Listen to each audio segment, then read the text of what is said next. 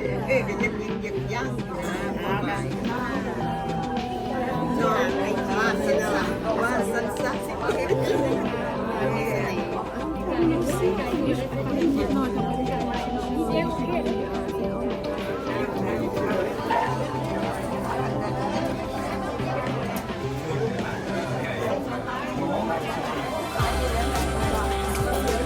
โบอะไรเนาะ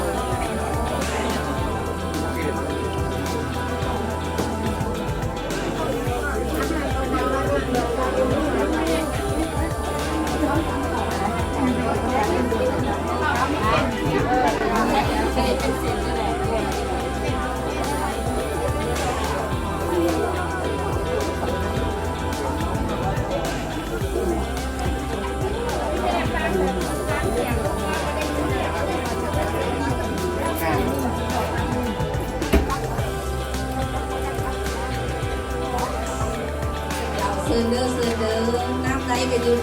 ขวบมือเขานี่แหละ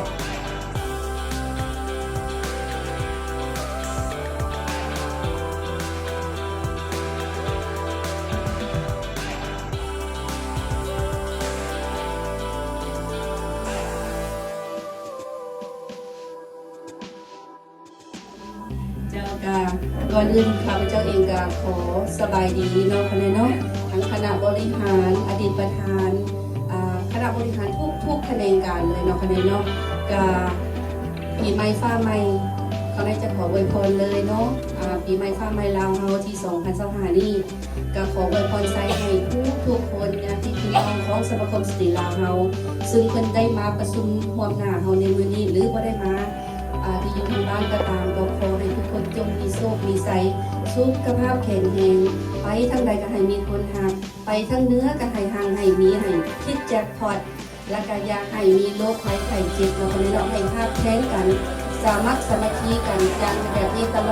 ลอดไปเด้อ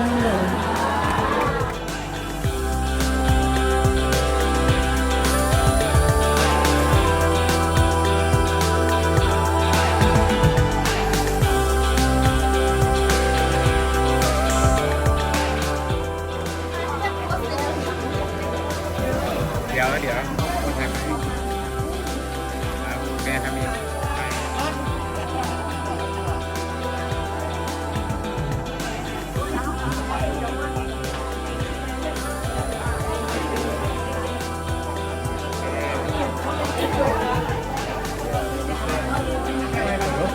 ว่างใช่ไหม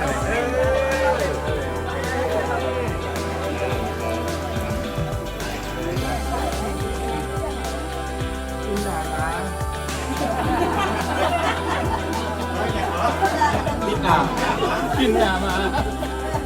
บรรดาก็